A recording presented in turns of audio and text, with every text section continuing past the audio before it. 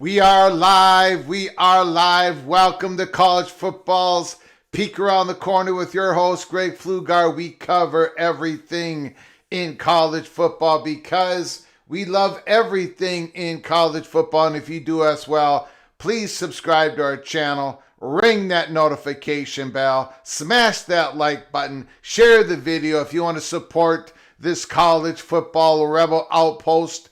With a donation, just hit that $ where you make a comment, and I'll get to your super chat as quick as I possibly can. Welcome everybody into the studio that sits on the corner, the very corner of Keith Jackson Parkway and Kurt Gowdy Avenue. Do not be afraid. Do not be afraid to become a legend. Jimmy Austin, the Duck. Y'all should stop rooting against the Ducks. Go Ducks. Now, I'm not rooting against the Ducks. I'm not rooting against the Ducks. I'm not rooting for them. I'm not rooting. You saw what Oregon did to my beloved Minnesota Golden Gophers. You saw what they did. They just punched them in the mouth again, and the Golden Gophers were completely knocked out. I'm not rooting for or against. I'm just saying, as of right now, I've got the Red Raiders winning that football game against the Oregon Ducks in the quarterfinals.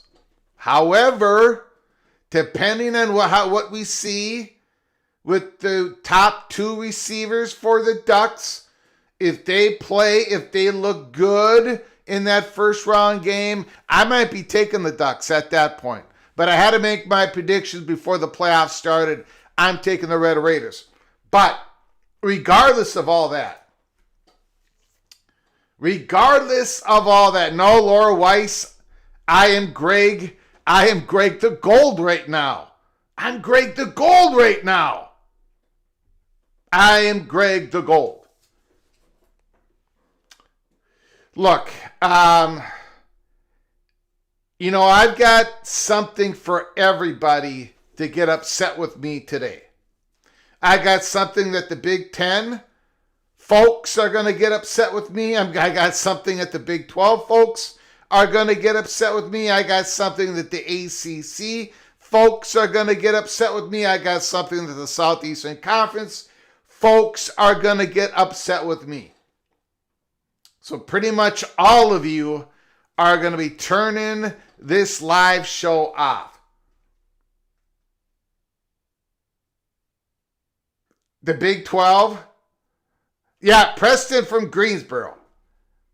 I'm talking about now. When the conference championship games begin, when the playoff games begin, I turn it to a whole new level. That was before. That was a long time ago, Preston from Greensboro. I've analyzed everything. I've broken down all the tape. I cannot go wrong. Preston from Greensboro. You're just like the little general. I can have a great week of getting everything done on the to-do list, right? All these things I got to get done on the to-do list. I can get them all done. I can bat 100%. But then I got to get reminded of something that I failed to do 3 months ago. That's what Preston from Greensboro is doing. Edward the Auburn Tiger is in. Don Scruggs is in. I'm going to get you upset, Don. But I think I'm going to leave the SEC for last. I'm first going to start with the Big Ten because I got a bone to pick with the Big Ten. No, I probably will not make the two independents mad. Not today. Thank you all for joining us. I do appreciate it. We've got a lot of stuff to go through. At the back end of the monologue, we really, I get it. Greg. Oregon hasn't even defeated James Madison yet. Greg. When does Oregon and Texas Tech going to play? That's not going to be played for a while. What are you talking about? Why are you talking about this today? Because we are college football's peek around the corner. We like to get a little bit ahead of the story. And this is what has been churning in my mind.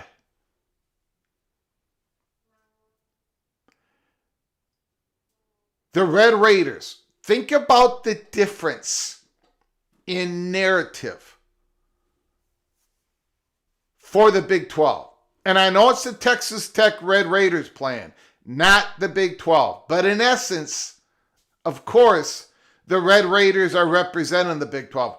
Think about the narrative difference.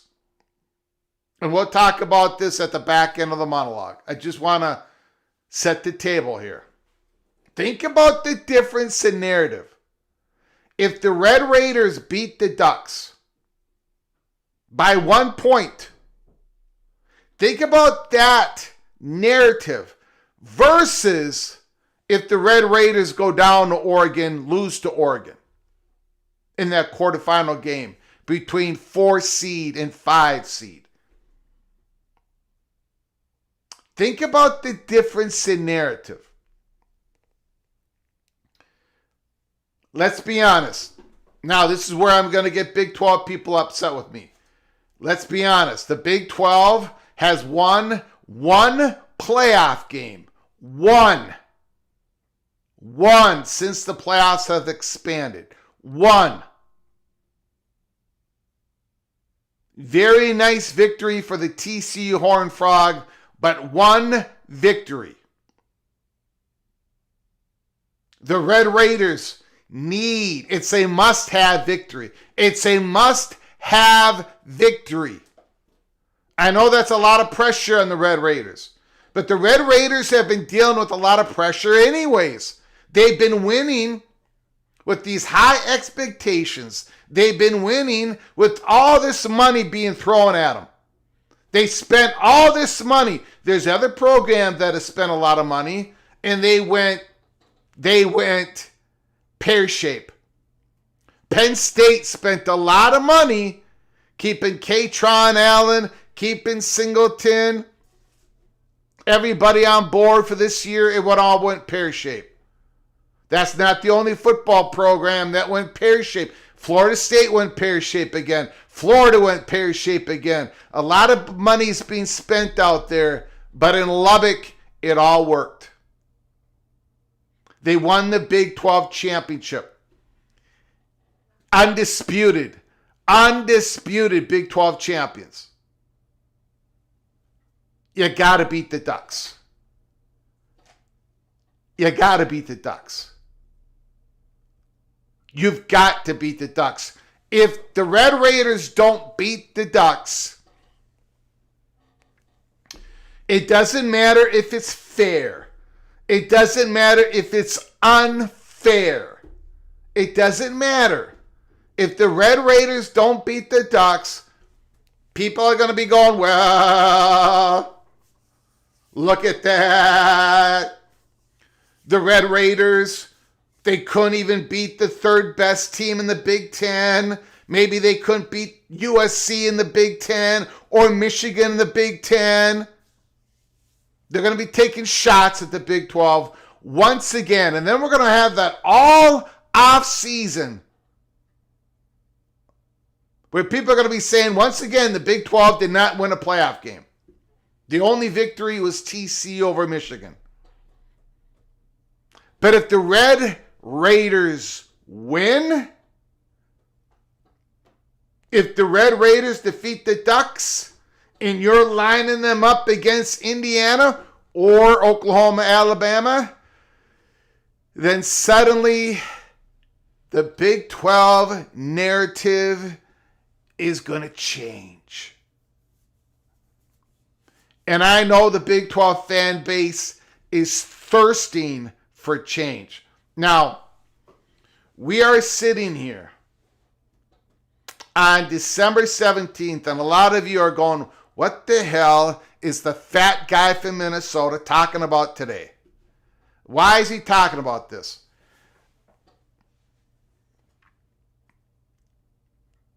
The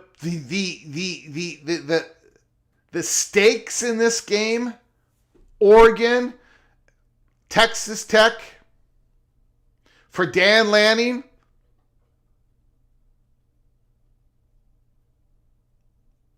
who lost, got blown out against the Buckeyes in the first round of the playoffs last year. They're going to go and beat James Madison, and they're not going to get the credit. Oregon versus Texas Tech, the stakes could not be higher. And as we build towards that game, I think people are going to start talking about the stakes beyond losing, going home, winning, going to the semifinals. And that's big enough stakes as it is. I mean, the Oregon Ducks have a chance to become the national champions.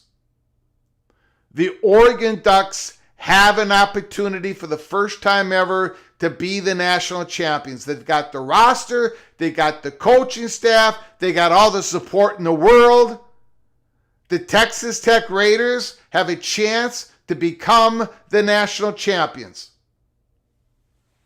So the stakes are high enough. But when you add in what it could mean for the Big 12, what it could mean for the Big 12, for that victory, what it could mean for the Big 12, and what about a loss? What if the Red Raiders get their doors blown out by the Ducks? You've got Brett Yormark out there. It's been reported today. It's not part of what I'm going to talk about today because we're going to talk about some other stuff.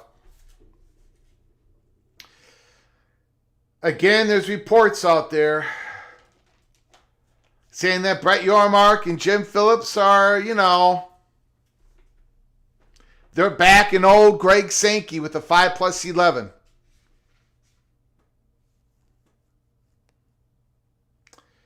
So, the stakes could not be higher for the Red Raiders and the Big 12. We'll talk more about that later on. Bill G sent 5 gifted memberships. Holy smokes. The Big Lubbock, MBM, Don Scruggs, Rodney Richborg, Esmith Tox, all gifted a membership by the great, generous Bill G. When you get an opportunity, please say thank you to Bill G in the chat room.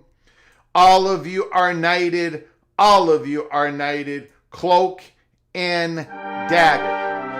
Cloak and dagger. Now, that gift memberships gives you an opportunity to go watch any and all of our episodes that we put out there. We have not been putting out episodes. We haven't been doing that. We've been way too busy with the college football season, live shows almost every day. But now that we head into the off season, you're going to be seeing episodes that we drop pretty much every single day. And you're also going to be seeing early peak Cloak and Dagger episodes for members only. It's going to be a very busy Cloak and Dagger off season. Today, we put out an episode. We're going to go through it lightly here in the live show. We put out an episode. If you missed it, shame on you. Shame on you. After the live show, go and watch it. Episode 464 is the Big 12 building a bridge towards the University of South Florida. We'll go through that a little bit here in the live show, but if you missed it, go to our episode 464.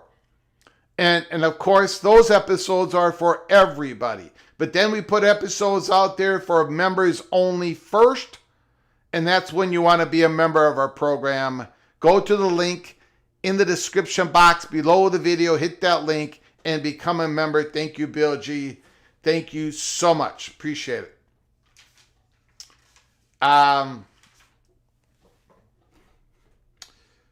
So let me start off. Let me do this once again. I've got a bone to pick with Tony Petitti in the Big Ten.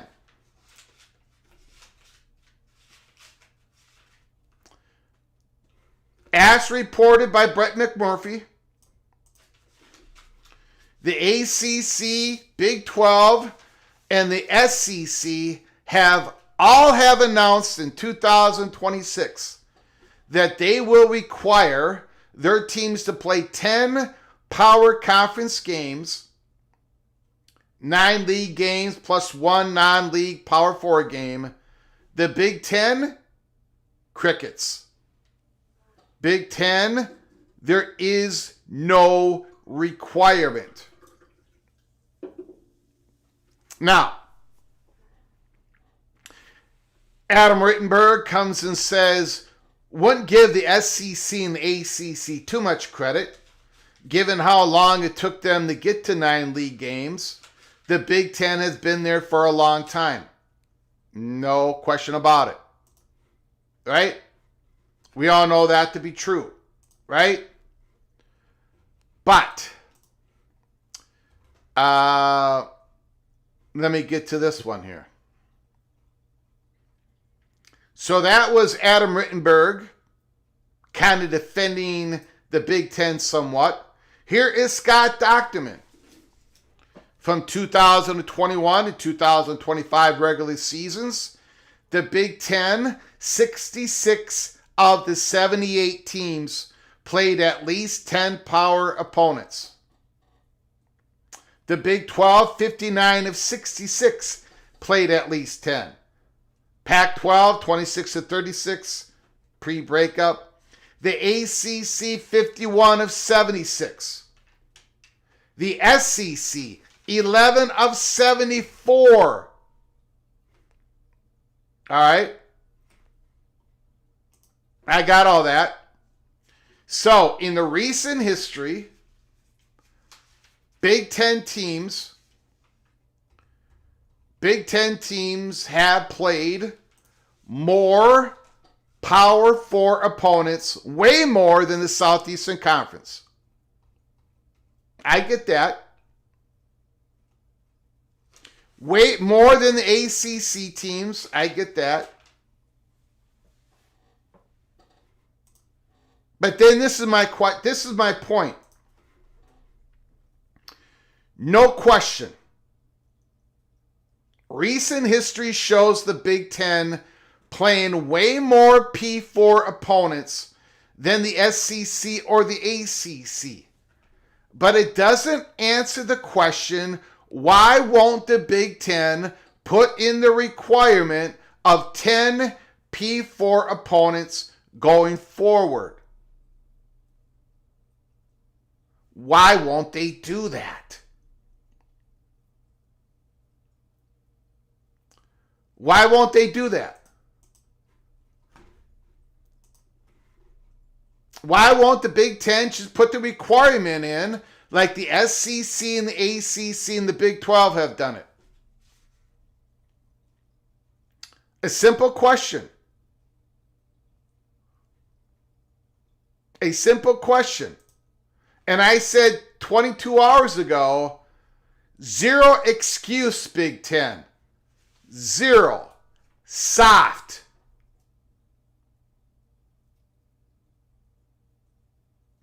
In some of these comments, I was dragged through the coals by Big Ten fan base.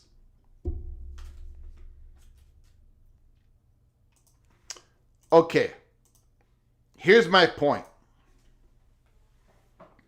Here is my point. First of all, Preston from Greensboro, thank you so much for the super chat. I very much appreciate it, sir. Thank you for your generosity.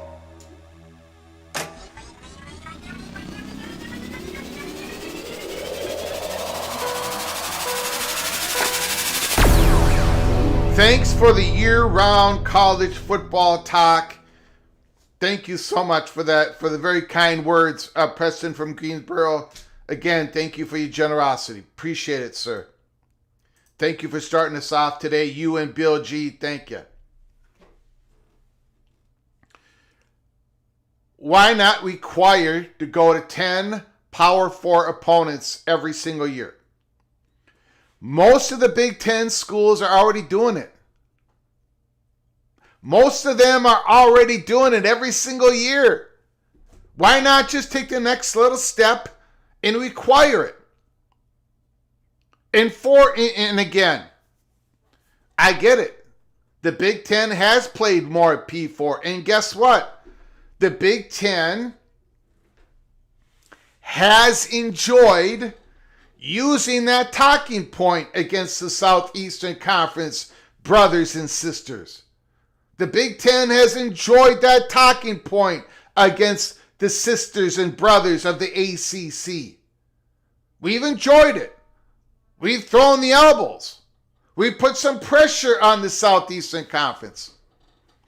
So then the Southeastern Conference goes to 9 conference games. And the ACC goes to 9 conference games, even though it looks ugly and it looks awkward. We're going to go through that in a moment because they only have 17 members. They don't have 16 or 18. And now what does the Big Ten do when the ACC and the SEC do that? The Big Ten says, nah, we're not going to require it.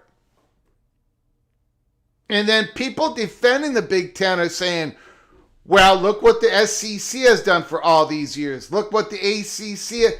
Okay, again, that's already all baked in, guys. We've already had those discussions. The Big Ten proved their point. The Big Ten got somewhat of a victory out of this. They somewhat got a victory out of this.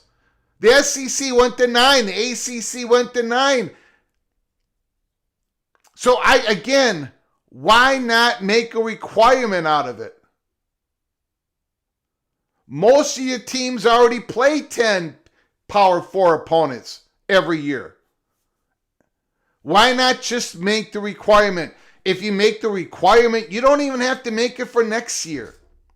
You don't even have to make it for 2020. Just go out there and say, starting in 2028, everyone's got to play 10 Power 4 opponents in the Big Ten. I don't get it. Why? This is I used to play, again, when I was young and when I was skinny, I used to play a lot of tennis. Terry Nord, who shows up in the chat room once in a while, especially during Gophers watch party games. Terry Nord was a lot better tennis player than I was. But I would beat him almost as much times as he would beat me. And why was that? Because he kept double faulting. He could not get the second serve in because he went for it on a second serve all the time. He kept me in the match. Why is the Big Ten double faulting here? Just require it. What's the problem? I don't get it. You're still going to have those non-conference games against the MAC schools that the Big Ten schools like to do because we want to keep the MAC as healthy as possible. It makes no sense, Big Ten. And the people defending the Big Ten, you're not coming up with any really good defense other than look at the SEC and look at what they've been doing. Okay, but they're not doing it anymore. They're not doing it anymore. They're playing 9 conference games. They're going to a 10th P4 opponent. They're doing exactly what you wanted them to do. Hey, Big Ten, Tony Petitti, they're doing exactly what you wanted them to do. So just do the requirement. I don't get it, man. I do not get it. And I've been poking and prodded on this. I'm saying, what the hell? The Buckeyes, they're going to play 10 Power 4 opponents. What is going on? Well, the only answer I got is, again, that Buckeye Greg, thank you, sir, for coming on in. No, the Big Ten has been doing 9 conference games for years, Greg. Well, good. Congratulations. Congratulations, Big Ten. But that has nothing to do. Is this about getting back at the SEC and ACC? Like, we'll show you. You guys are going to play 10 Power 4 opponents, and most of our teams are going to do the exact same thing, but a couple of teams are not, and boy, are we going to show you guys. I don't even understand that type of thinking. I'm sorry, Big Ten people. They're finally doing what you want them to do, and now suddenly we don't want to follow through and have all of our teams play 10 Power 4 opponents. It comes off as soft. It's a soft way of thinking. Oh, well, they've been doing it for, and it's all over. I'm almost every Big Ten person I see on X is making the same argument, but I don't think it's not even an argument. It's like, nah. Look what you guys have done all these years, so we're gonna screw you. No, just do what is right. Do what is right. Require the 10 P4 opponents. Again, this is not a shot at all. This thing, Buckeye Greg, I appreciate your comments because they're letting me clear all this up. I'm not taking shots at Ohio State. I'm taking a shot at the Big Ten. The Buckeyes are already doing this. Almost all of us are already doing this. That's my point. Just make it a requirement. We're not asking any more of Michigan. We're not asking any more of Ohio State. We're not asking any more of Penn State. This isn't easy. This is so easy. We're almost already there. To just make it a requirement. It's mind-blowing. It's absolutely mind-blowing. I don't get it. And there's no good defense. Now let me get to this. The Big Lubbock says, thank you to BLG. Thank you, Big Lubbock. Appreciate it.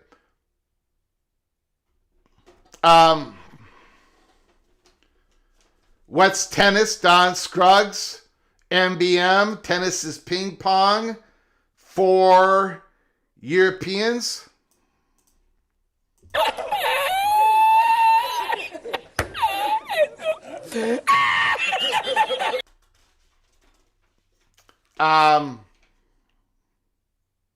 The only reason when I poked and prod on this thing, there's only one reason, there's only one good comment that I received, and it goes all the way back to the days when I broke to you all that that PJ Fleck has in his contract bonuses, right? If you win so many games, just like every other head coach, if you win so many games in the regular season, you're going to receive an extra $100,000, whatever.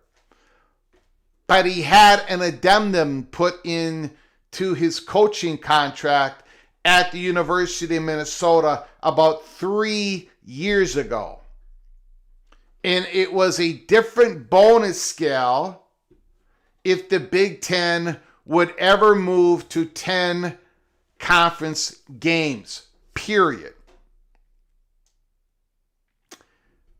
So is the Big Ten just not willing to require 10 P4 opponents because they're going to go to 10 conference games? But again, that doesn't really make sense, because if you're going to go to 10 conference games, if you're going to expand the conference, then you've easily fulfilled the requirement anyway. So it's really not an answer, but someone put that out to me. But again, it doesn't make sense. It does not make sense to me. Okay, we're going to let that go. A lot of people, I told you I was going to get everybody upset with me. Everybody. Big Ten people, check that off the box. Now let's go to the ACC. Let's go to the ACC and let's get everybody in the ACC upset with me. Future football scheduling model. The 2026 transition year. 12 teams will play 9 ACC games, while 5 will play 8 ACC games due to the contractual obligations and scheduling balance. 12 will play 9, 5 will play 8. With 17 football playing members, rotating opponents ensures competitive balance over multi-year cycles. Not every team can play 9 ACC opponents every season. Okay. Articles have been written about it. Chris Vanini. They're going to have a hybrid model next season. Okay. The conference tiebreaker policy that I want to talk about next, that saw Duke reach and win the ACC championship this year, will be updated and announced before the 2026 season. Further details on that were not shared. The league previously announced in September that it would move to 9 conference games, following a similar move by the SEC. that would put all Power 4 conferences at 9 conference games. But it would take a transition year in the ACC to finish up some home and home series. Beginning in 2027, this is the PATC money shot of the article, and due to the unequal math of 17 team football league, 16 teams will play 9 conference games, while one will play 8. That one is expected to rotate. All right. So my question is, and they do not have an answer to this question yet. What happens if there is an 8-1 football team and a 7-1 football team? The 8-1 football team should be slated ahead of the 7-1 football team, correct? Correct? Because you're talking about winning percentage here. Winning 8 out of 9 is better than winning 7 out of 8. It's going to get real tricky if there is a 8-1 football team that lost a conference game to a 7-1 football team. But yet the 8-1 team gets the placement ahead of the 7-1 team because of the winning percentage. Or are they going to put an exception in on head-to-head? This is awkward. This is ugly. It's kind of ridiculous. But I don't really have an answer for the ACC. I am not sure if bringing in a football-only squad is a better answer to having an 18-member football conference. I mean, first of all, who would you bring in? Who would want to come in? And it necessarily would not lead to a permanent membership of the ACC. Who could have you brought in as a football-only addition? Who would have wanted to do that without a total commitment from the conference? UConn? Would a UConn said yes to that invite as a football-only, knowing that a couple years from now they might have been taken that away from them?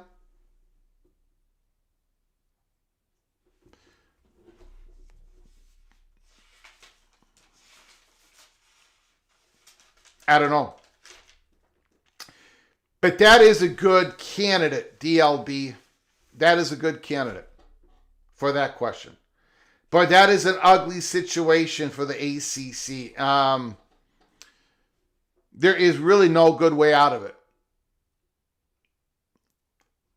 Hopefully for the ACC, that situation doesn't rise up and nip them in the butt. Now, again, I believe the ACC is anticipating a different roster of schools in a couple of years from now.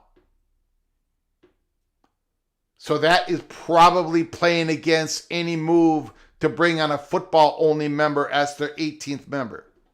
And they're hoping that this unequal 9 conference games versus 8 conference games for one school beginning in 2027. And of course, next year, when it's 12 schools playing 9 and 5 of them playing 8, they're probably just praying and hoping that they can get by until we have big material change in the ACC.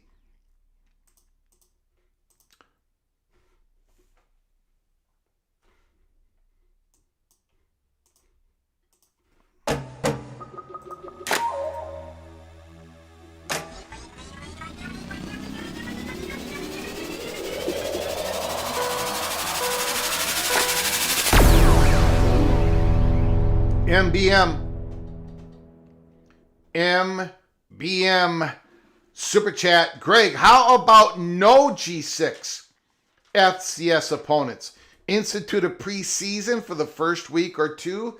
Bama, Texas, week 1 would draw huge ratings in both programs, save for the regular season.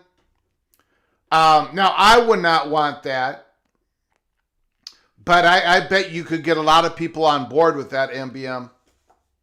I bet you could get a lot of support.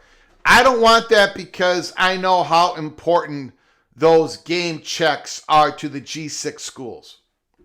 And again, I don't want those G6 schools to wither and die. Just like I don't want the Big 12 to wither and die. I don't want the ACC to wither and die. I don't want the bottom half of the Big 10 to wither and die. I don't want the bottom half of the SEC to wither and die. I want the G6 and the FCS to be as healthy as possible. So I do not mind a game against the G6 opponents. But that's how I feel. Us FBS fans, right? We're looking at the G6 coaches, coordinators, assistant coaches to move up and help our program. We're looking at poaching their players in the transfer portal after the season is over. In return, I think we got to give them the money, the economic money, and the exposure to keep their programs rolling. But that's just my opinion. Thank you, MBM. Thank you for your $10 holler. I know a lot of people agree with the Chicago Bear, Oklahoma State Cowboy, MBM. We've got a super chat from the evil one, the evil Badger.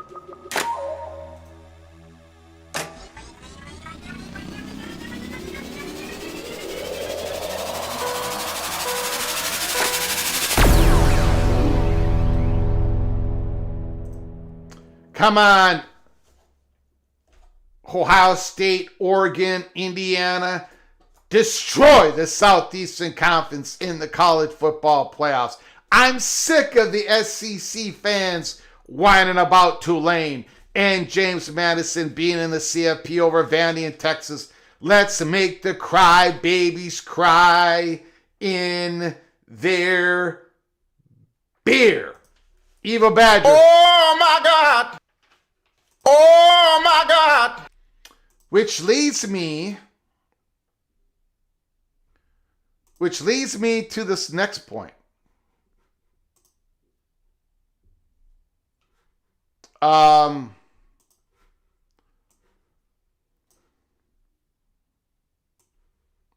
taken a shot at the Big Ten at the beginning of this monologue for being soft on not having the requirement of 10 Power 4 opponents, not having that requirement yet.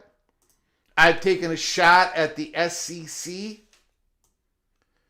I'm sorry. I've taken a shot at the ACC for their ugly scheduling, tie-breaking situation.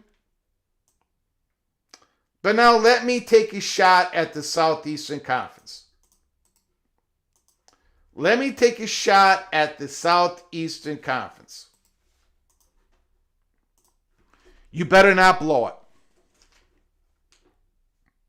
You better not blow it.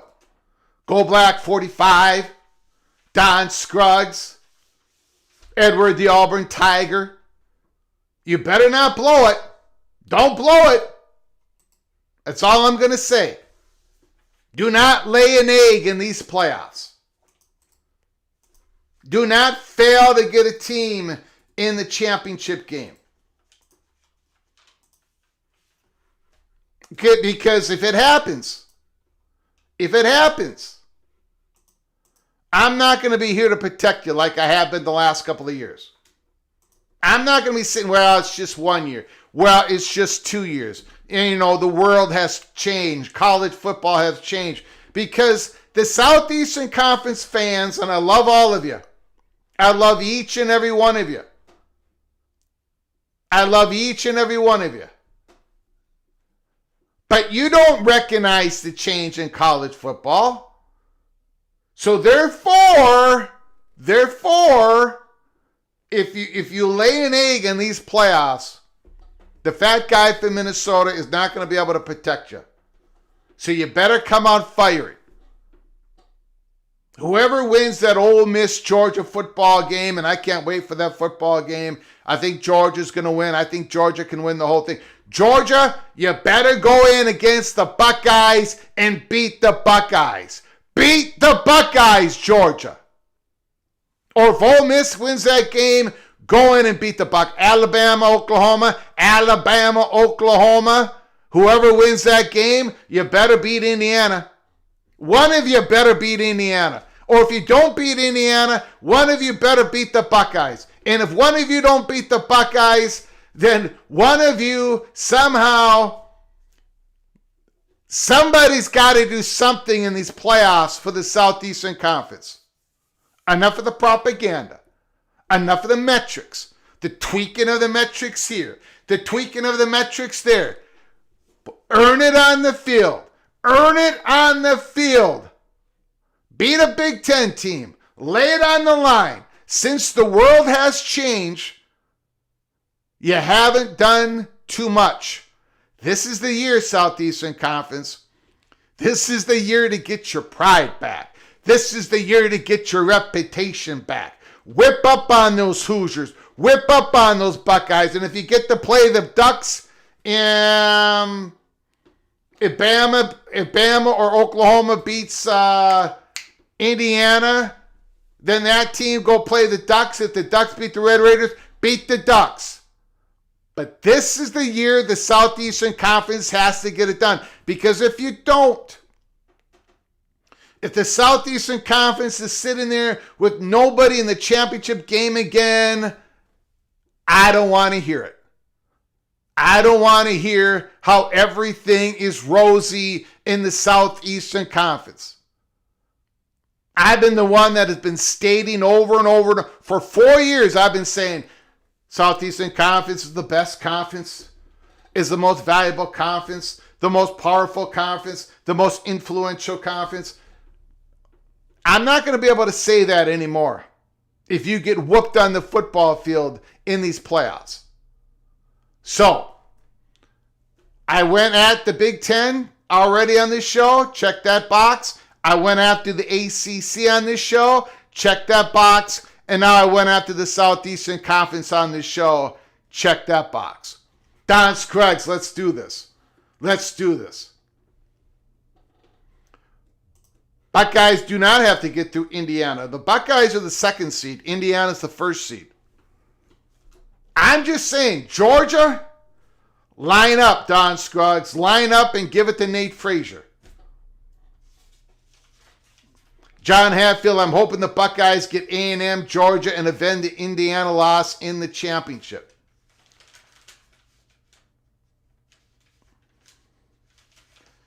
Buckeye Greg, the Buckeyes train will roll over overrated Georgia Bulldogs if they make it even past Tulane or Ole Miss. Georgia's going to have to pray for forgiveness. Georgia is going to have to pray for forgiveness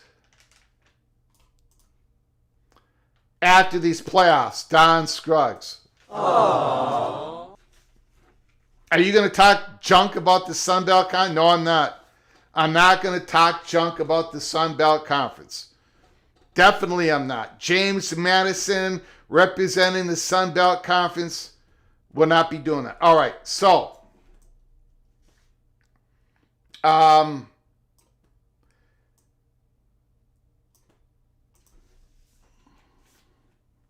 Greg is saying Georgia's back-to-back natties don't count. I'm not saying that at all. Why would I say that? No. Absolutely not. NBM, my Minnesota Golden Gophers national championship of 1934, 1935, 1936, besides the other ones. The last team to win, the only team to win 3 in a row, those count. So I'm not going to declare those 3 national championships counting, but not Georgia's most recent back-to-back. I would never say that in a million years. What I am trying to say, MBM, and I think I've been quite clear, the college football world has changed with the portal and NIL. And since that world has changed, the SEC hasn't gotten a team in the championship game. And I keep supporting my brothers and sisters in the South.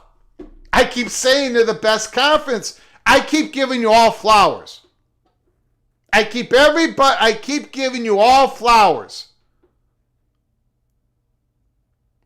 But if you don't get a team in the championship game this year, I'm not going to be giving you flowers. I'm not even going to be giving you chocolate. I'm going to give you a shot of whiskey to drown your pain. At some point, you got to back it up. At some point, you got to get in there and whip up on those Big Ten, that evil empire, that soft conference. That's all I'm saying. That's all I'm saying.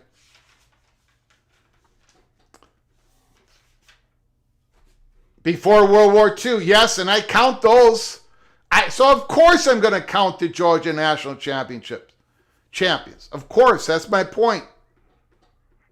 But you guys, the comments that I've gotten in the chat room from my SEC sisters and brothers have not changed a lick. None of the comments have, everything is just the same way they were before the Buckeyes won it, before Michigan won it, before Michigan and Washington went to the national championship, before the Buckeyes and Notre Dame went to the national. Nothing has changed. The results have changed, but the comments haven't changed. So all I'm saying is something's got to give. Something's got to give. Either the Southeastern Conference performance has to match the comments from my brothers from the South in the chat room, or if they don't match the performance again this year, then my brothers and sisters in the Southeastern Conference, your comments in the chat room, you're going to have to, it's got to be you're going to have to flip. Something's got to be a little bit different. That's all I'm saying. That's all I'm saying. Okay. All right. So, what about episode 464?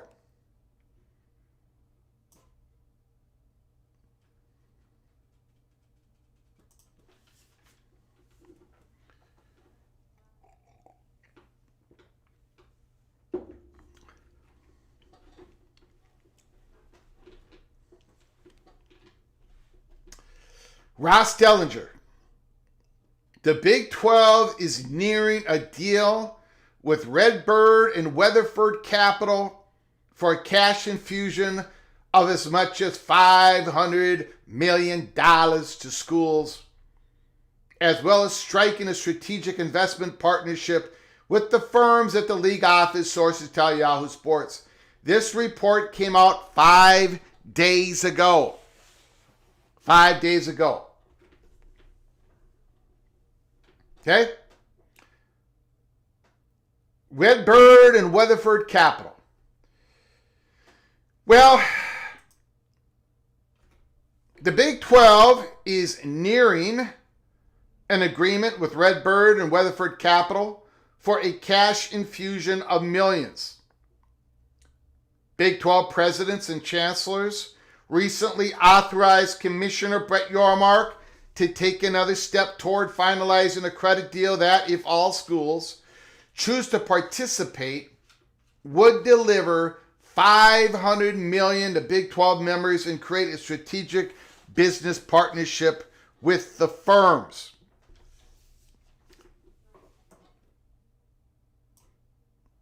So we have spent a lot of time talking about the Redbird Capital component. Why Brett Yormark would want to build a strategic partnership with Redbird. There's a lot of reasons to do that. Redbird Capital owns Skydance, Paramount, Global Paramount, and they're CBS. Basically, what Brett Yormark is trying to establish a relationship with those inside the halls of CBS Sports? All that is obvious. But what about Weatherford? What about the Weatherford Capital part of the deal? I asked the question earlier today. Is there a bridge being built between the Big 12 and the University of South Florida? Is there? Let's take a look at South Florida, the news that have broken over the last couple of years. One, the University of South Florida accepts the invitation into the Association of American Universities. This was breaking news on June 1st, 2023. We covered it at the time. It was huge news. The University of South Florida has reached a historic milestone by accepting an invitation to join the Association of American Universities, a prestigious group of 71 leading research institutions in the United States and Canada. USF is the first public university in Florida to be invited to join the AAU in nearly 40 years, since Gainesville University of Florida, and is now one of the two institutions from the State University System of Florida to serve as an AAU member. Big news, right? Big, gigantic news. Now, is that any indication that the Big 12 is building a bridge toward the University of South Florida just because South Florida became an AAU member? Well, no, it doesn't. But, the Big 12, the last editions that they've had in the conference was Colorado, AAU member, Utah, AAU member, Arizona, AAU member, Arizona State, AAU member. We know that Brett Yormark, for reasons that we have explained, has wanted the Big 12 presidents to really look at the additions of UConn. Memphis put out a big old offer to the Big 12. Over $200 million in cash. Having a relationship with FedEx to be one of their big sponsors. And the Big 12 did not go for that. They did not go for Memphis to add them in. They did not add UConn. Neither of those universities are AAU. But this on its own is not an indication at all that the Big 12 is trying to build a bridge to University of South Florida. But then we add in this story. The plan, the football stadium, $348.5 million.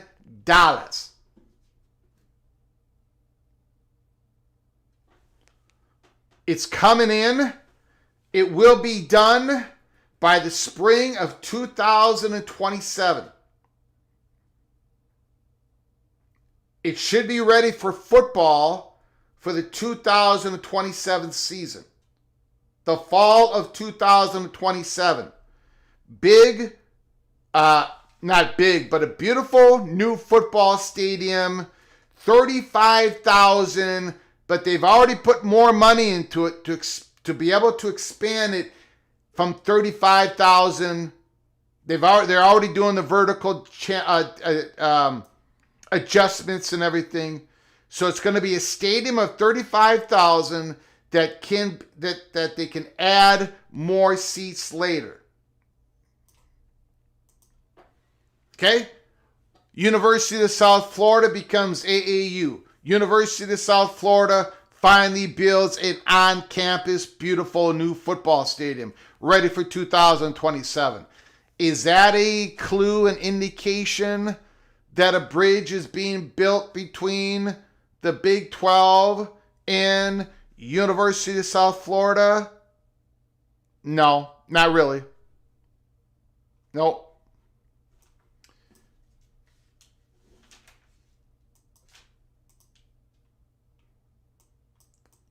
Whoops.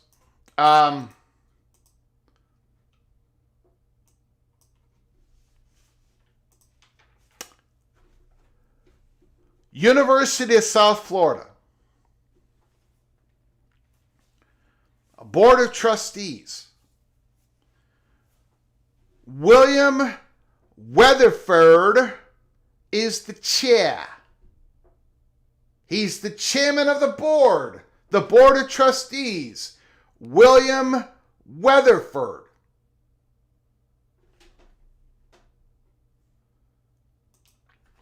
William Will Weatherford, the chair.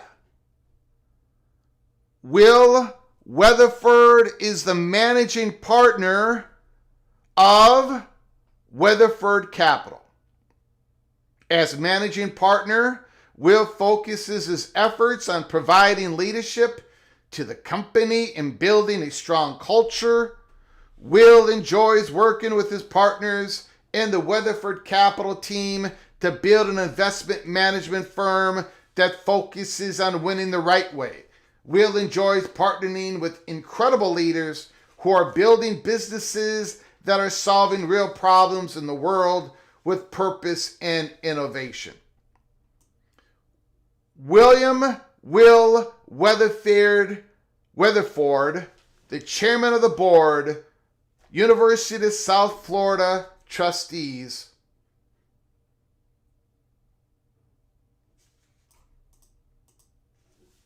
The Big 12 is nearing a deal with Redbird and Weatherford Capital. Is that an indication? Could you see the possibility of the Big 12 building a bridge to the University of South Florida? A big market in Tampa. A built-in rival with UCF. Could USF be the Big 12 17th member of the conference? Is there a bridge being built for 2027? I think it's kind of interesting to at least talk about, to discuss. When we talk about USF in the world of conference realignment, we usually pair them up with the ACC. Once the ACC gets poached, you would think that USF would be a natural backfill for the conference, because if the ACC gets poached, it's highly likely that Miami or Florida State or both are going to leave the conference. But is Brett Yormark, is he thinking 1, 2, 3 steps ahead? Is he making sure that the Big 12 is the one that gets the second Florida university into the conference and makes it very difficult for the ACC to backfill into the state of Florida if and when they lose Florida State and Miami? If the Big 12 is going to 20 teams, and if USF is the 17th member, that would still leave 3 spots to fill. You could probably name 3 ACC schools that would be more valuable than adding a University of South Florida. If you take out the schools that you believe are going to go to the Southeastern Conference and the Big Ten from the ACC, you could probably name off another 3 schools that would be more valuable to go to the Big 12 than USF. But could you name 4? Maybe. Could you name 5?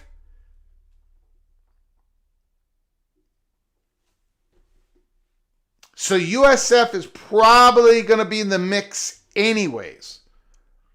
Not only for an ACC backfield, but possibly for an addition into the Big 12 Conference.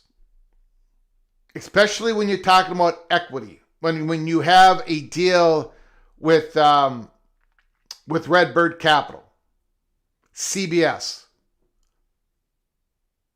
Maybe you want that, add another big, massive, growing market along with Orlando, UCF. Is something happening here? Let me know what you think. Let me know what you guys are thinking about that. But that was something that we brought up in episode 464. If you missed it, go to our library of episodes. We released that today, 464. Now, let's get to your phone calls, guys. I want to hear what you guys got to think. Texas Tech, Oregon. Am I blowing that out of... Am I just blowing that out of... Am I putting too much onto that football game?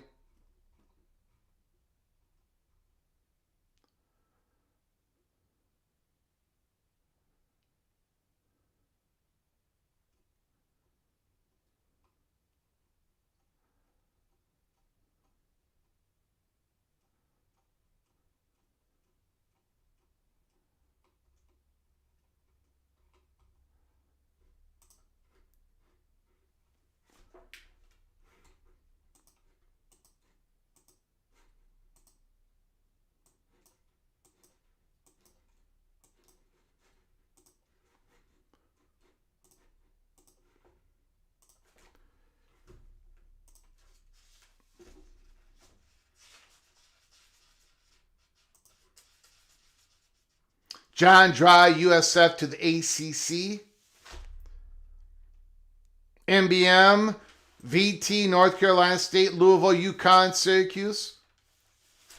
Texas Tech versus Oregon is the Charlie Kirk Bowl. Espetox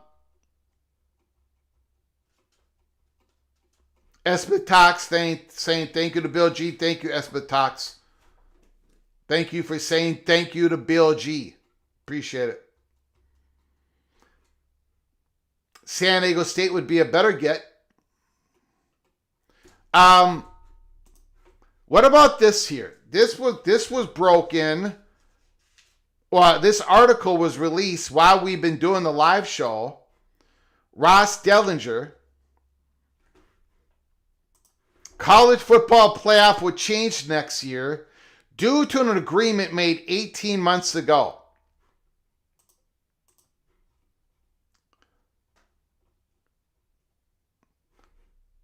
David Carrillo has never seen anything quite like this. Guys, I'm going to go ahead and hang up the phone lines. I kind of want to go through this article here.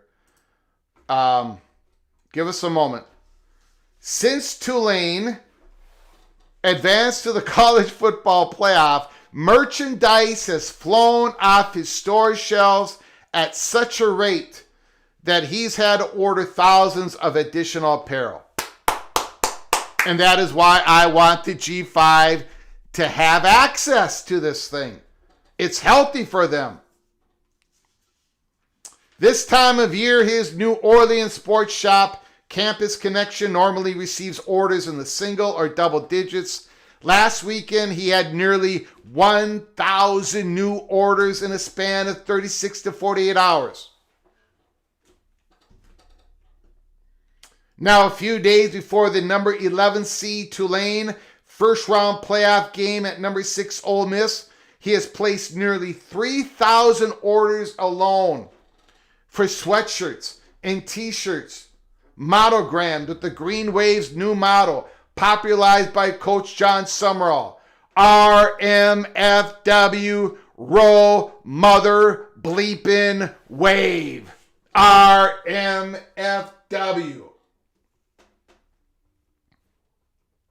I kind of had a minor panic attack with all the calls for orders. Carrillo said, I did not know if I could handle it. The outpouring in New Orleans shows the power of an expanded playoff on non-power league programs. Yes, yes! In the army of 24, the power of the college football playoff would expand to so many more campuses, so many more fan base. But anyways, I'm not going to go down that road today. I've already got all you guys pissed off at me. The outpouring in New Orleans shows the power of an expanded playoff on the non-power league programs.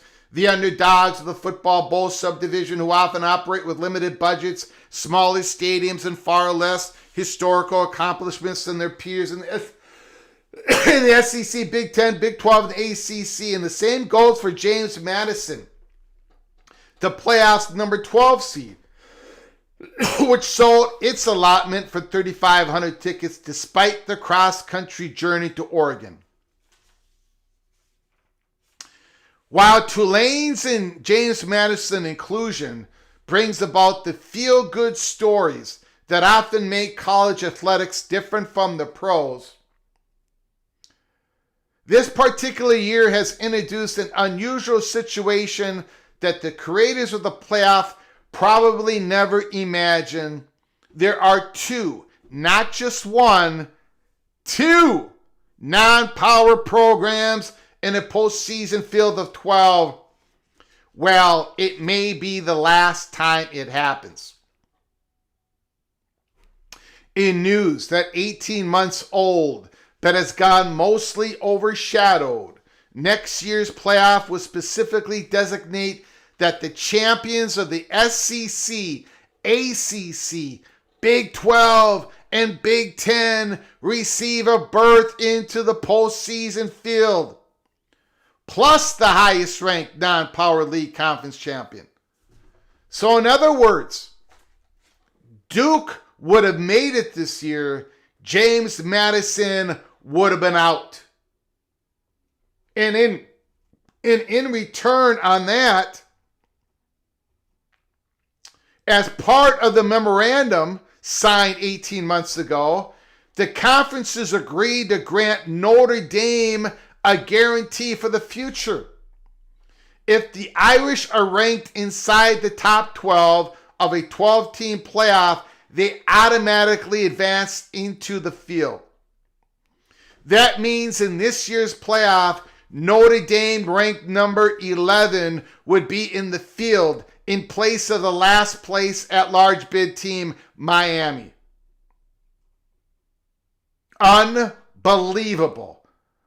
These two concepts, now coming into brighter light publicly, have caught the attention of those in college athletics.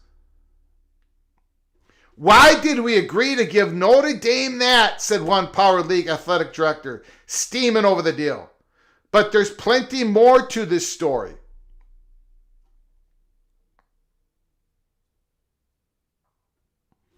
In fact, those in the non-power league ranks, the Mountain West, the American Conference, USA, the MAC, Pac-12, and Sunbelt, they agreed to the alternate language. Why? Because during last spring, during intense and at times heated negotiations, the leaders of the Big 10 and the SEC threatened to create their own postseason system if they were not granted a majority of the CFP revenue.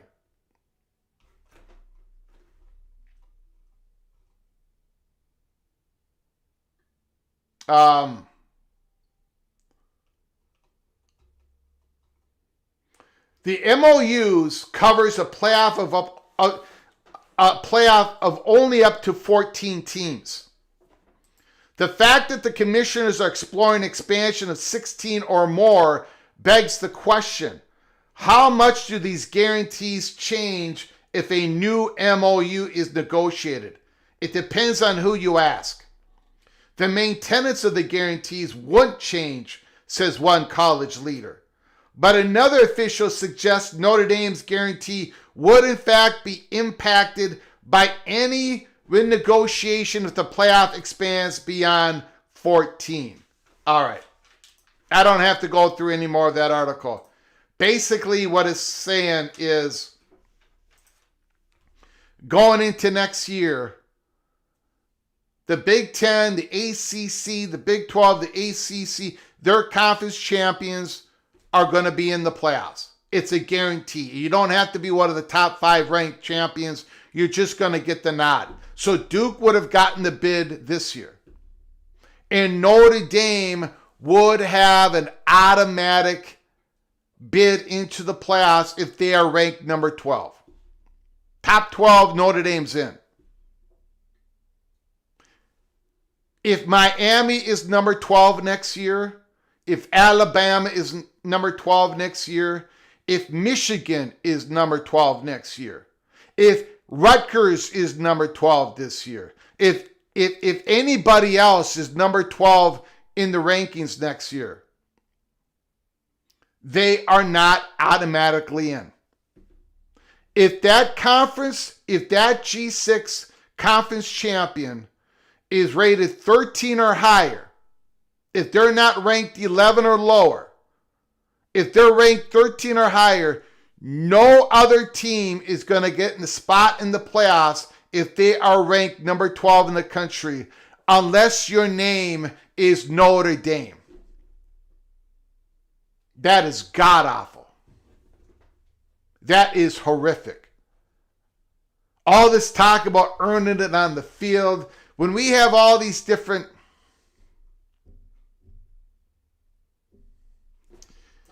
No, I have not seen Scoop. I don't think I've seen Scoop Jackson's article. Send it to me on X. DM it to me. Send it to me.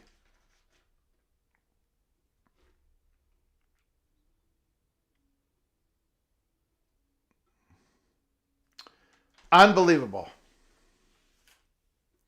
Again, the answer to all this is a 4-4-4-4-2-6. But nobody wants to hear the answer except for PATC. Wow.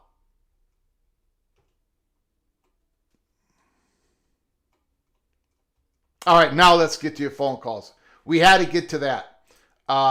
Phone lines are open, 763-260-1333. I want to thank everybody for joining us. Again, our Wednesday shows are a little bit shorter. There are smaller shows we do during the week because I have scheduling issues on Wednesday. But I'm glad you all joined us for this show. Appreciate it. Thank you, John Dry. Sometimes life isn't fair. The SEC gets the most special treatment. I did not give any of you guys special treatment today. I went after all of you today. All of you.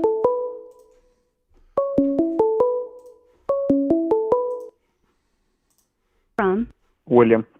William, the floor is yours. I appreciate you calling, sir. Go ahead. Hey, Greg, you actually caught me at work. I'm 40 minutes behind, and I'm like, let me randomly call because I was just listening to the part on the Big Ten and the 10 P4 games. Yeah. And I'm like, oh, maybe I'll get through. And I'm like, oh, what a coincidence. So just a quick comment. I agree with you. I believe they should make it a requirement.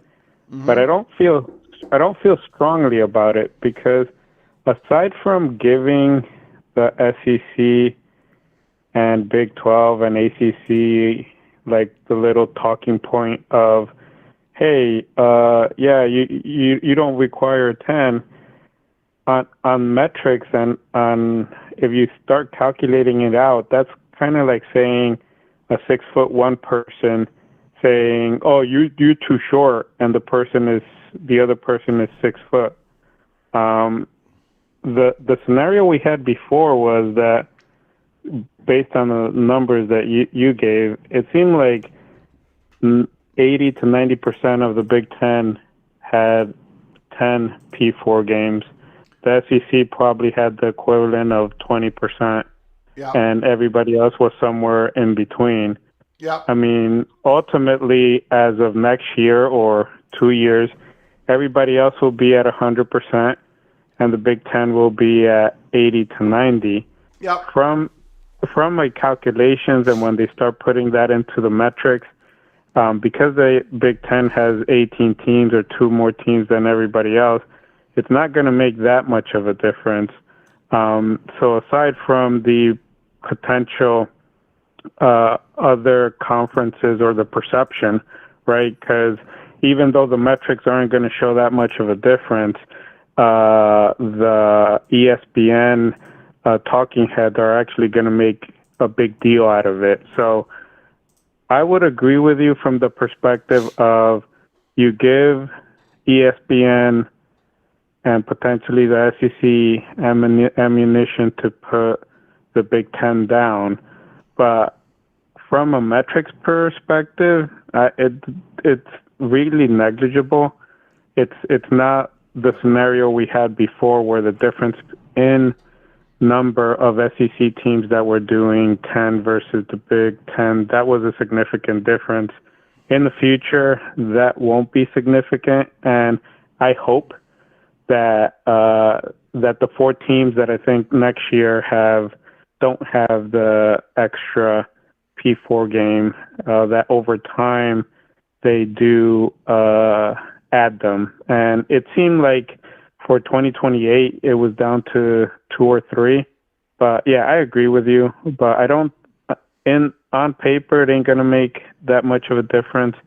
But yeah, ESPN talking heads will have an ability to put the Big Ten down, but it's more perception. Yep, and I That's my agree. opinion. I agree with everything you said. But look, if you're a Big Ten team 2 years from now, and you're on the bubble along with some, if we have this, 5+11 thing going on, and if you're a bubble Big Ten team and you played 9 P4 opponents, ESPN and everyone else is going to be pointing to that. They're going to be pointing to that, even though you played maybe some big time programs in the Big Ten. You won. You're one of the top 2 or 3 teams. They're going to be pointing, saying, now, again, they didn't have. They really never leveled SEC teams when that happened, right? ACC teams when that happened. But they're going to they're going to come after you, Big Ten. They're going to come after you, that one school that happens to be a bubble school that only played 9 Power 4 opponents. They're going to come after you. You've already see it now in the press. You already see people taking shots at the Big Ten. Even though the last 20 years, whatever, it's been the opposite. They never really touched the SEC. They didn't touch the other conferences. But they treat you differently, Big Ten. So just make it a requirement. Since almost all of you do it anyways, there's really no adjustment to be made. Indiana's going to have to adjust. Purdue's going to have to, a couple other schools. That's it. Let's just get it done. Make it a requirement. No negative talking points when it comes to that. I agree. At a minimum, they should probably announce, hey, we're going to give our teams 1 to 2 years to get that into their schedule, and as of 2027, 2028, it's going to be in there. So I do agree with you. Now, ironically, as of next year, with the SEC requiring more metrics and strength of schedule and strength of record, what's going to make the most difference is what conference can win their out-of-conference games. Because on paper and in reality, the SEC teams are going to have a stronger schedule, but because they're only playing 3 conference games as opposed to 4, the metrics, it's actually going to show an easier schedule just because they're going from 4 to 3, and strength of schedule at the end of the day is based on your wins out of conference. So, which is the reason why they put more emphasis on metrics, so that they could leverage when their teams go 14-2 out of conference next year. But yeah, there's going to be a lot more emphasis on the metrics, and whichever conference wins their out of conference games, it's actually going to be reflective in in the FPI and all those other things. Although they do add the recruiting rankings, but in any case, yeah, I agree with you in that aspect. At the very least, they should announce it's coming soon. Yeah. Thank you, Greg. Yeah, you got it, buddy. Appreciate it. Thank you, sir. Great call. I don't get it. I don't get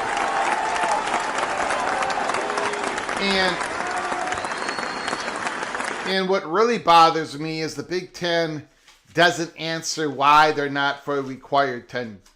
They don't give us a reason. Why? Why are you not requiring something that most of you do every single year and most of you have done every single year for the last 20 years? Just give us an answer. Same thing with Brett Yormark and Phillips when it comes to why won't you publicly come out and back the 4-4-4-4-2-6? Why do you keep backing the 5+11? God, it's just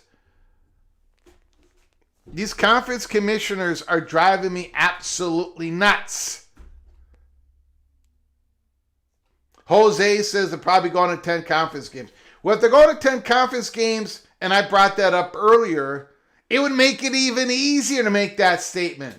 To say, yes, we'll do it.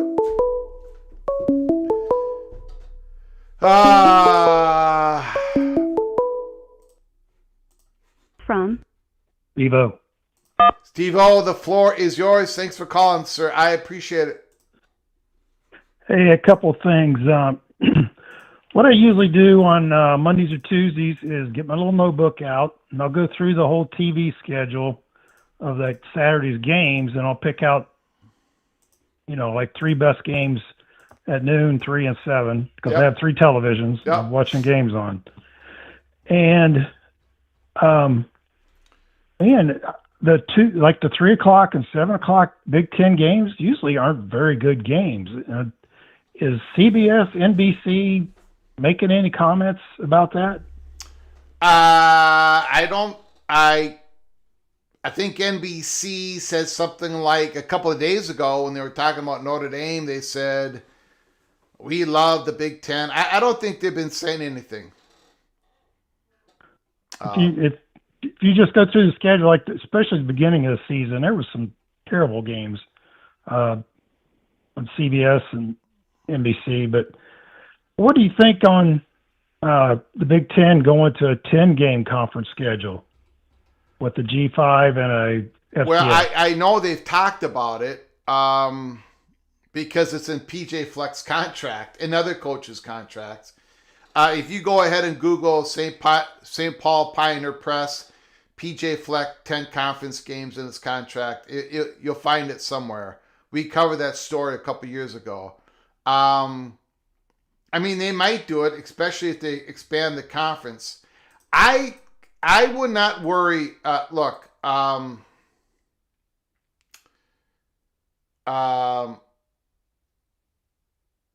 I think the Big Ten is going to be just fine. I don't share the same consensus that the PATC family does in the chat room. USC is about to come on strong. They've never had the ratings that the SEC has had, but their demographics for their national advertisers is, they want the national advertisers want the Big Ten markets. So I don't know. I don't see it as how do I say this? I love all college football. I love watching SEC, Big Ten, Big 12, ACC. I flip on a game. I guess I do not see these games being terrible. Now, there were blowouts. They're bad games because there were blowouts.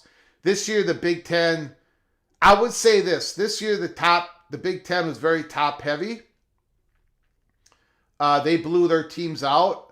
But I got a feeling that we're going to see that in the playoffs, too. We'll find out. I think they're going to blow a lot of teams out. The middle of the Big Ten is not real good. The Wisconsins, the UCLA's. Well, they're not in the middle of the Big Ten. Down low. They were near the bottom of the Big Ten. Again, I saw Nebraska.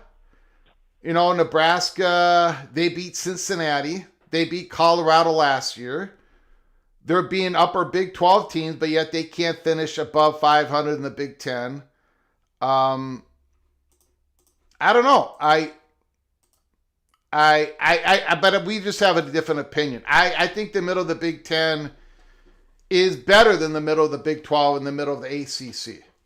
And I know 90% of the PATC family disagrees with me.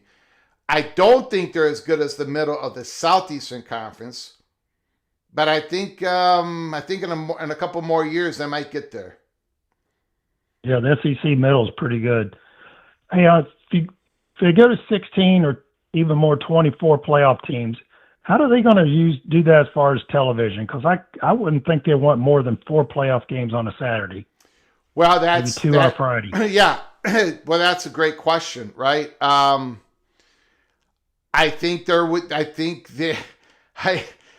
think it's probably the most difficult question for them to answer, because you would basically have to go to 2 Thursday night games, 2 Friday night games, and 4 Saturday games, right? Yeah, but if you go 24, you need more than that. You're looking at Wednesday. No, you would have 8 games in the first round, 8 games in the second round. Okay, you're giving 4 byes. Okay. Yeah. You would. So you would have 9 versus. You would have 9 versus 24, 10 versus 23. You would have that. The first round would be 8 games of 16 teams. The second round would be 8 games of 16 teams. So 8 games. If you did 4 Saturday, 2 Friday, 2 Thursday. Yeah, and Thursday you're going against the NFL again. Yeah, but if you have a 16, prime, so if we go this 5 plus 11, if we go this 5 plus 11, you're gonna have 8 games in the first round of the playoffs. So you're gonna have to probably go 2, 2, 4, 2 on Thursday, 2 on Friday, 4 on Saturday. So right? You're having the 5th seed play the 24th seed in the first round. Or the ninth seed versus play the 24. Yeah. Okay. Yeah. All right. All right, Greg, thanks. Yeah, I appreciate it. Beautiful call, sir.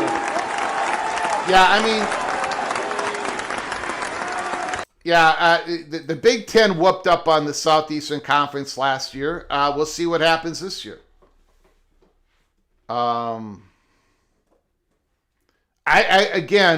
We see this every. I don't know. Maybe my Big Ten bias does show up, but I think I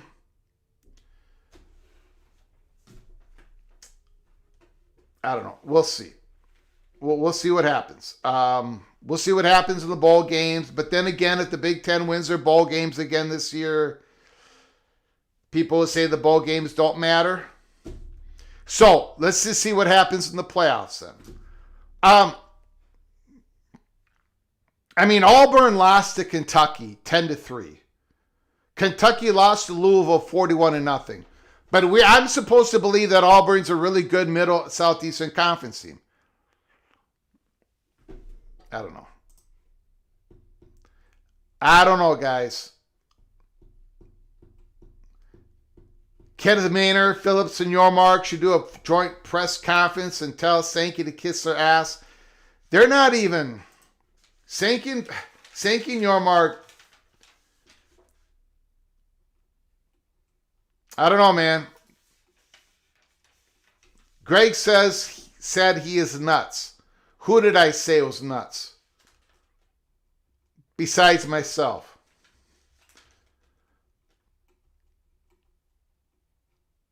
The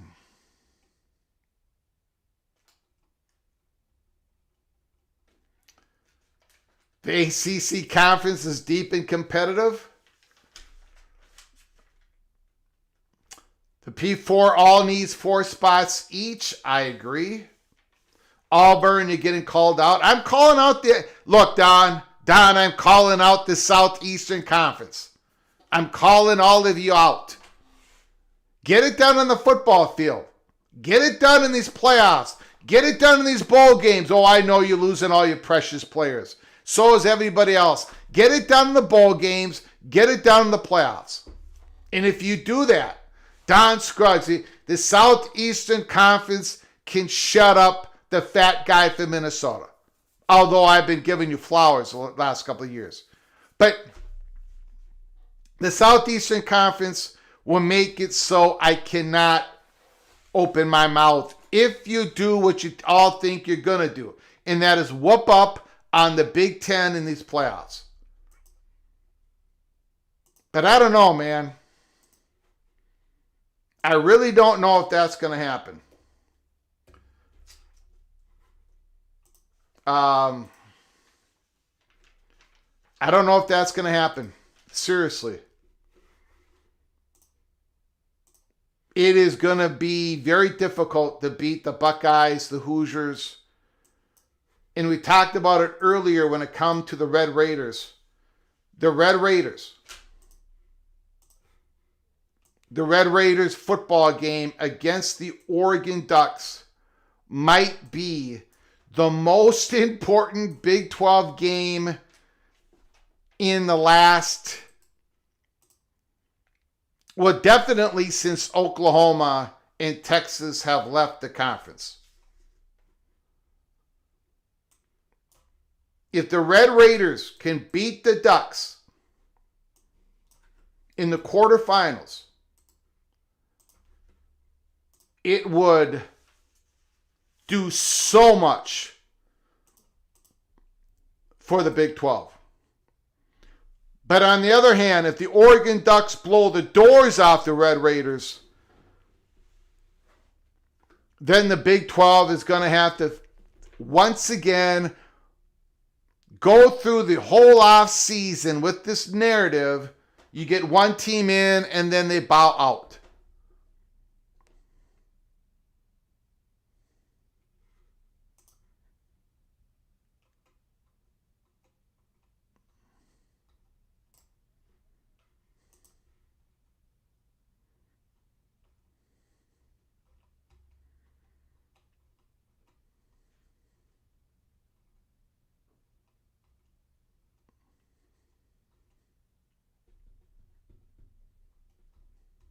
All right, guys, I want to thank Bill G, Preston from Greensboro, MBM, Evil Badger for your donations. I very much appreciate it. Ryan Willie, MBM, Oklahoma State Cowboy, North Carolina, Preston from Greensboro. Thank you, guys. I appreciate it so much. And Bill G, thank you for all the generosity you have given us through the days, weeks, and months and years. I appreciate it so very much. Thank you for the great comments in the comments section, the phone calls. Again, I went after all of you. I know all of you are very upset with me. Texas Tech, Big 12, you got to get it done. The Southeastern Conference, it's time to show up, baby. It's time to show up. In the Big 10, make a requirement. Make it a requirement to go to 10 P4 games. Don't be so soft. And then the ACC, I don't know what to tell you, man. I don't know. I have no answers at this point for the ACC and their conference scheduling. It's ugly. It's awkward. It's absolutely ridiculous. Please subscribe to our channel. Smash the like button if you like our content. Share the video with your family and friends. Until next time, from all of us at PATC to all of you, please, you all take great care of each other. Thank you so very much.